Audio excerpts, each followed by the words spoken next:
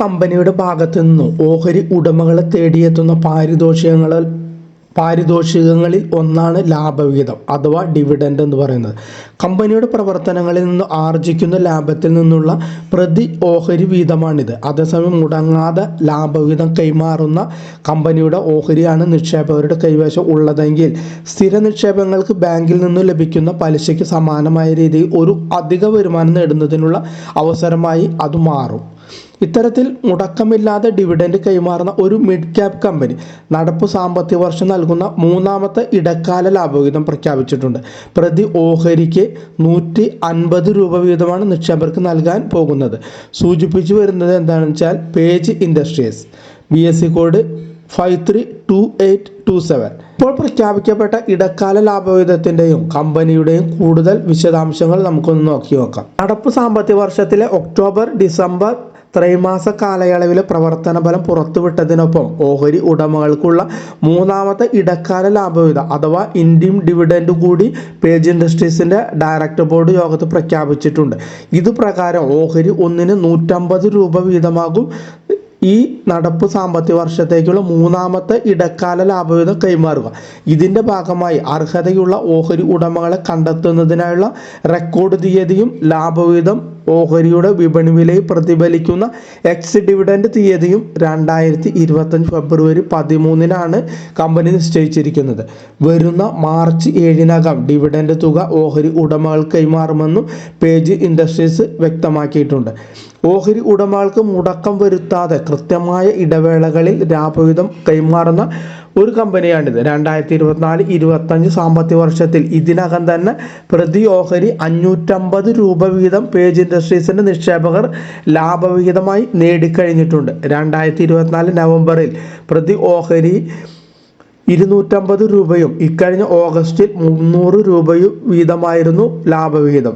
ഇപ്പോൾ പ്രഖ്യാപിക്കപ്പെട്ട മൂന്നാം ഇടക്കാല ലാഭവിഹിതം കൂടി കണക്കിലെടുത്താൽ നടപ്പ് സാമ്പത്തിക വർഷത്തിനിടെ നിക്ഷേപകർക്ക് മൊത്തം അനുവദിച്ച പ്രതി ഓഹരി ലാഭവിഹിതം 700 രൂപയായി ഉയരും. അതുപോലെ 2024 മെയ് മാസത്തിൽ വിതരണം ചെയ്ത ലാഭവിഹിതം കൂടി കണക്കിലെടുത്താൽ കഴിഞ്ഞ ഒരു വർഷ കാലയളവിനിടെ വിതരണം ചെയ്യാൻ പോകുന്ന നാലാമത്തെ ഇടക്കാല ലാഭവിഹിതം ആണിത്. അതേസമയം 2007 ഓഗസ്റ്റിനു ശേഷം 68 തവണയാണ് പേജ് ഇൻഡസ്ട്രീസ് ഓഹരി ഉടമകളുടെ കൈകളിലേക്ക് ലാഭവിഹിതം എത്തിച്ചേർന്നിട്ടുള്ളത്. ഏറ്റവും ഒടുവിൽ 2024 നവംബറിലായിരുന്നു പ്രതി ഓഹരി 250 രൂപ വീതം നിക്ഷേപകർക്കായി ലാഭവിഹിതം കൈമാറിയത്. അതുപോലെ സമീപകാല വാർഷികമായി ലഭിക്കുന്ന മൊത്തം പ്രതി ഓഹരി ഡിവിഡൻഡ് തുകയിലും വർധന പ്രകടനമാണ്.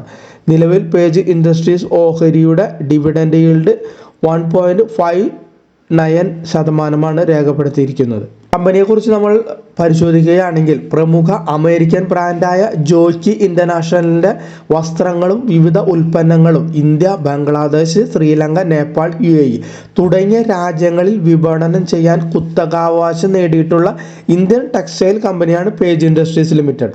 നിലവിൽ പ്രൊമോട്ടർമാരുടെ കൈവശം കമ്പനിയുടെ 42% ഓഹരി വിഹിതം സ്വന്തമായിട്ട് വിദേശ നിക്ഷേപകരുടെ പക്കൽ 22%, ആഭ്യന്തര നിക്ഷേപ സ്ഥാപനങ്ങൾ കൈവശം 29% വീതം ഓഹരി വിഹിതമുണ്ട്. നിലവിൽ പേജ് ഇൻഡസ്ട്രീസിന്റെ വിപണി മൂല്യം ഏകദേശം 49,000 കോടി രൂപയാണ്.